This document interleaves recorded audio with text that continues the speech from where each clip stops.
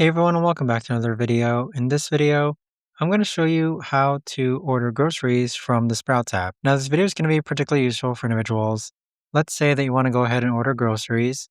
How do you actually go ahead about doing so? Now, this video is going to be short, sweet, and simple, guys. There's not going to be a lot of steps involved.